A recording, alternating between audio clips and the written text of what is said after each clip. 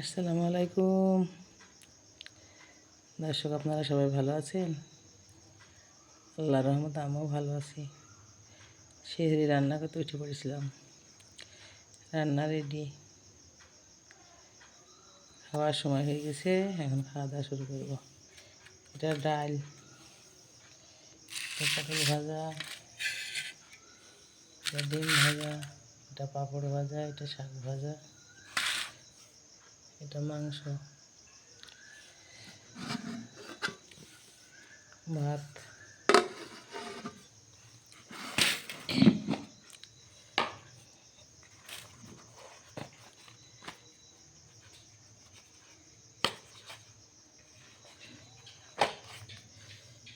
এগুলো রুটি। আমাদের বাড়িতে আবার ভাত রুটি দুটোই লাগে। আমার ডায়াবেটিস তো, আমি রুটি খাই, সবাই ভাত খাই। রান্নার টাইমে আপনাদের ভিডিও দেখাতে পারছি না।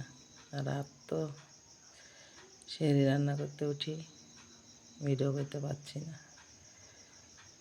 কেননা এক সাইডে শ্যামা হয়, অন্ধকার হয়, আর এক সাইডে ফর্সা হয়, কেমন লাগে। অরলের ডাল রান্না করলাম, নতুন গাছের পটল ভাজা করলাম, একটা ডিম ভাজা করলাম, শাক ভাজলাম, পাঁপড় ভাজলাম, মাংস করলাম। মাংস আমার হাজব্যান্ড ভরে খাবে না, তাই তার জন্য ডিম ভাজলাম। রোজা কেমন কাটছে দর্শক, আপনারা বলুন।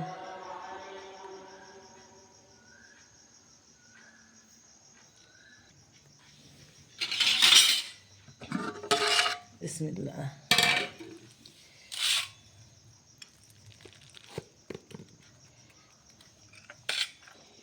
ভাতটা বেড়ে নিচ্ছি।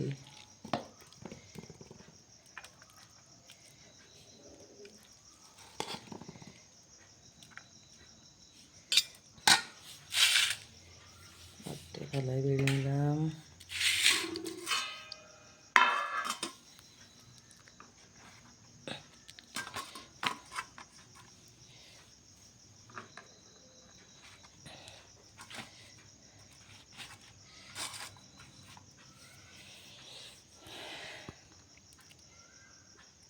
কেউ ভাত খাবে, কেউ রুটি খাবে। যে ভাত খায় তার জন্য ভাত হয়, যে রুটি খায় তার জন্য রুটি হয়। তরকারিতে একটু একটু করে করতে হয়, না হলে খেয়ে শান্তি হয় না। অনেক কটা তরকারি করলাম, একটু একটু করে ভাত খেতে খেতেই পেট ভরে যায়। দর্শক, আপনাদের কটা রোজা হলো? রোজা প্রায় শেষ হয়ে আসছে। খুব সুন্দরভাবে রোজাগুলো কাটছে। এর রোজা খুব সহজভাবে হচ্ছে,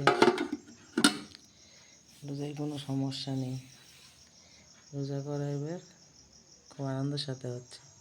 শীত শীত পড়ছে, গরমও পড়ছে। আর রাত 10টার সময় শুয়ে রাত 2টার সময় উঠে একবারে রান্না শুরু হয়ে গেল।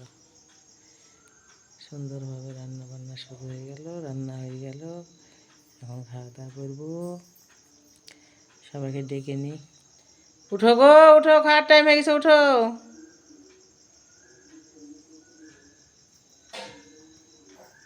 দেখেন দর্শক ভিডিওটা। আল্লাহ হাফেজ।